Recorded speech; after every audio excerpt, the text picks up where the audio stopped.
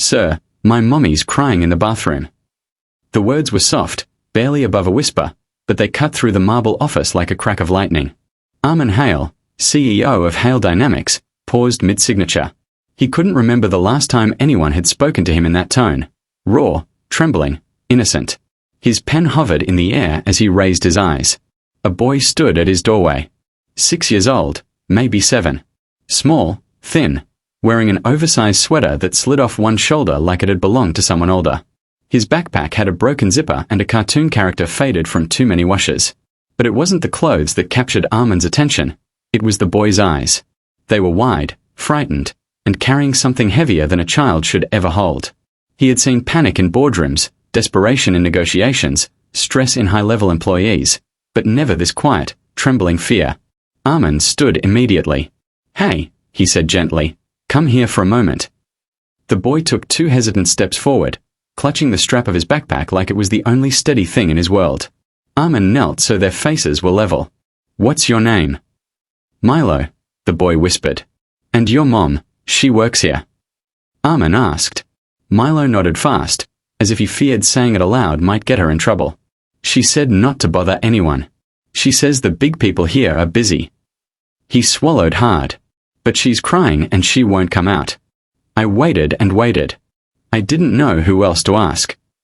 Armin felt something shift inside him, an old memory stirring, his own mother crying quietly in the kitchen late at night, hoping he wouldn't hear. He had been around Milo's age then, standing barefoot on cold tiles, not knowing how to help. He placed a steady hand on the boy's shoulder. "You did the right thing asking for help." "Will she get fired?" Milo asked, voice breaking at the edges. "She said crying at work is bad." Armin exhaled slowly. "No. She won't get fired for being human." He didn't wait another second. His chair rolled back quietly as he stood and walked out of the office, Milo at his side. People watched. Assistants, teams, interns, they all paused, unsure what they were witnessing. The CEO walking with a small trembling child was not a normal scene in a 28-floor corporate tower. But Armin didn't care. "Which bathroom is she in?" he asked as they reached the corridor. Milo pointed with a shaky finger to the far end. The hallway seemed longer than usual, lights humming faintly overhead, the distant echo of typing and ringing phones behind closed office doors. Every sound felt sharper, louder, out of place next to a child's quiet fear. When they reached the restroom door, Armin heard it, soft, muffled sobs. A sound someone was trying desperately to hide. He knocked gently. "It's Armin. May I come in?" There was a tiny gasp from inside, then frantic shuffling. "Sir." "Oh, no, please, just give me a minute. I'm fine. I'm okay." But she wasn't okay. Her voice trembled, cracked, cut off like she couldn't breathe through the tears. Milo tugged on Armin's sleeve. "She says that a lot," he whispered. "But I know when she's pretending." Those words, spoken with such painful honesty, settled heavily in Armin's chest. He pushed the door open just enough to peer inside. "Anna," he called gently. Anna, a junior financial analyst, sat on the tiled floor near the last stall. Her knees were pulled to her chest, hands covering her face, shoulders shaking in small, silent bursts. She froze when she saw him and immediately tried to stand, wiping her face with frantic, embarrassed motions. I'm so sorry, sir. I'll get back to work right now. I didn't mean to, this wasn't." "Stop," Armin said softly. "You don't need to explain." But tears had a way of creating their own momentum. Once they began, they rarely listened to commands. She tried to steady herself, but another quiet sob escaped as Milo rushed to her and wrapped his arms around her tightly. Anna held her son close, her fingers trembling against his hair. "I'm sorry, baby. Mommy's okay. Mommy's fine." "No, you're not," Milo said, his voice breaking in the same spot hers had broken minutes earlier. "You're not fine." Armin stepped farther inside and leaned against the wall, giving them space but staying present. He didn't know Anna well, they'd spoken maybe 3 times, but he remembered her. Always early. Always focused. Always polite to everyone, even when exhausted. The kind of employee who worked like she owed the world something. He waited until she caught her breath enough to look at him. "Anna," he said, "talk to me. What happened?" She hesitated, eyes flickering between her boss and her son. Vulnerability pressed hard against pride. But exhaustion won. My landlord raised the rent again, she whispered. I'm behind by 2 months. I can't afford the increase. I can barely afford groceries. Her chin wobbled. Daycare raised their fee too. I've been leaving Milo with neighbors, but that's not stable. I've been staying late trying to keep up at work because I'm scared HR will cut me. And today, her breath broke again. Today someone told me my name was on the potential downsizing list. Milo tightened his grip around her waist. Anna covered her eyes, ashamed. I didn't want to cry here. I didn't want my son to see me break down in a bathroom at work. But I didn't know where else to go. For a long moment, the restroom was quiet except for the soft, unsteady breathing of a mother who had been holding everything together with the thinnest thread. Armin crouched beside them slowly, making sure she didn't feel cornered. He softened his tone even more. How long have you been dealing with all of this? A few months, she admitted. But everyone has problems. I didn't want to be a burden. Armin shook his head gently. Asking for help doesn't make you a burden. It makes you responsible. Anna looked at him with eyes red from crying, eyes that seemed to carry a mixture of fear, shame, and relief in the same breath. She wasn't someone who asked for anything, not even now. She simply sat there apologizing for her pain, as if sorrow required permission. And it struck Armin, how many people in this building were just like her, holding pain in quiet corners, afraid to be seen, afraid to be judged, afraid to lose the only stability they had left. He glanced at Milo. The boy wasn't scared anymore. He was just watching his mother, trying to protect her with his small arms. Armin felt something shift inside him again, deeper this time. He wasn't looking at an employee. He was looking at a family trying desperately to survive. And from that moment on, he knew this wasn't something he would walk away from. Something was about to change. He just didn't know yet how big the change would be. Armin stayed crouched for a moment longer, making sure Anna's breathing stabilized, making sure Milo felt safe, and making sure he didn't rush a moment that clearly needed gentleness. The restroom light hummed faintly above them, reflecting off the polished tiles, but the world inside that small space felt still, like time had paused for exactly the right reason. Anna, he said quietly, I need you to listen to me for a moment. She wiped her cheeks again, and though her hands trembled, she nodded. Milo held her hand tightly, his small fingers curled around hers like he was anchoring her back into the world. You're not losing your job, Armin said. Not today. Not tomorrow. Not any day soon. Anna blinked fast, like the words didn't make sense. Sir, but my name, HR, someone said. That's exactly why I'm here, Armin interrupted gently. You've been doing exceptional work. I've seen your reports. I've seen your late-night submissions.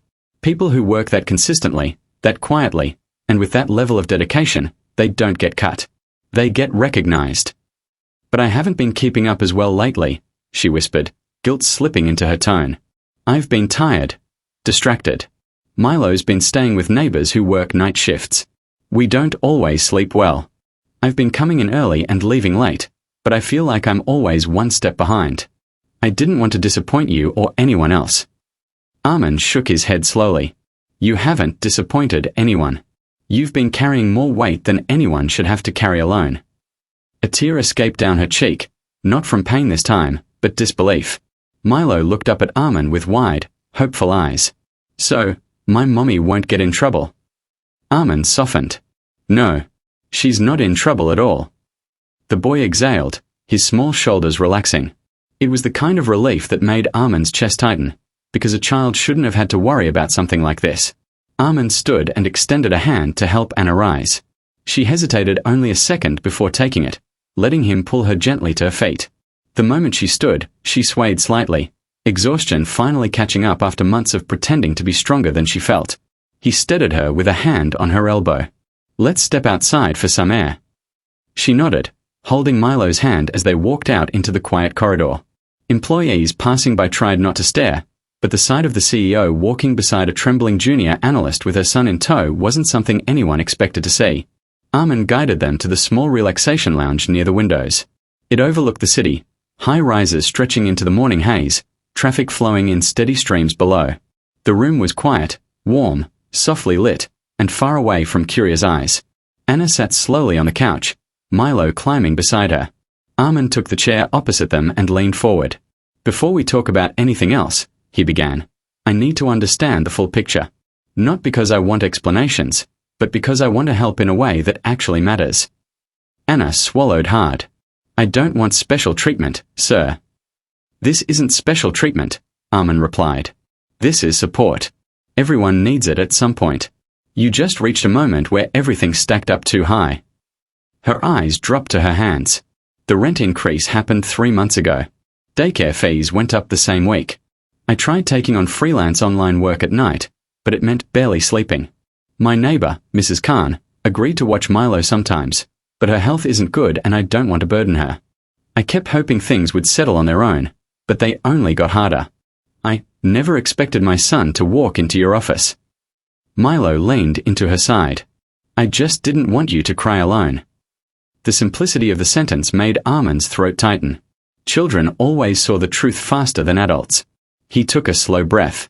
Anna, you've been trying to survive without asking anyone for help. But survival shouldn't look like drowning quietly. It should look like community. Support. Balance. She looked up, tears gathering again. I didn't want anyone to think I couldn't handle being a single mother. I didn't want anyone thinking I was weak. You're not weak, Armin said firmly. You've been holding things together in ways most people will never understand. He glanced at Milo again, who sat quietly, absorbing every word with the careful intensity only children possess. Armin continued, choosing his words with care. Here's what we are going to do. And I'm not offering this as your CEO. I'm offering it as someone who understands what it's like to watch a parent struggle. Anna stilled, her eyes fixed on him. First, Armin said, you're not being considered for any downsizing. I'll speak to HR personally. Your job is safe. Something inside her seemed to melt, the tension in her shoulders loosening for the first time that morning. Second, he added, you're going to get a promotion.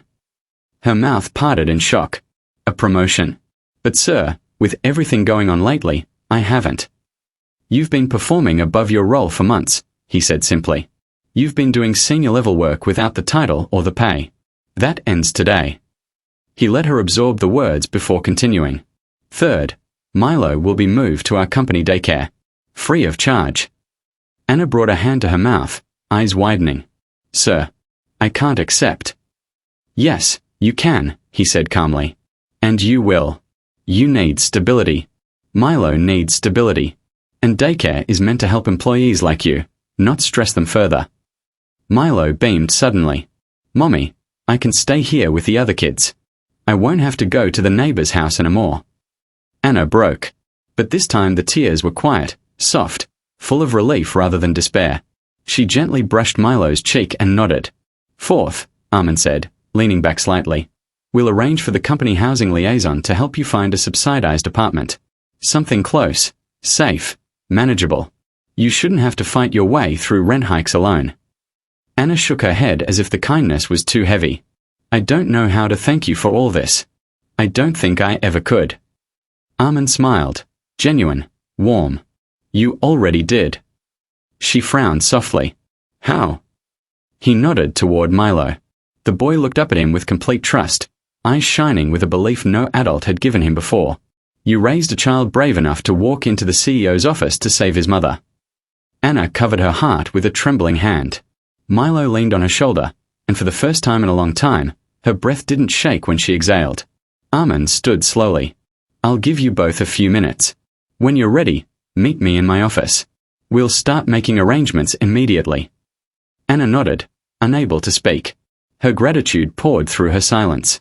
As Armin stepped out of the lounge, he realized something simple but powerful. The world didn't change from policies. It changed from moments like this. When one person finally stopped carrying everything alone, and another person finally noticed. And for the first time in months, Anna believed, quietly, cautiously, but truly, that things might finally get better.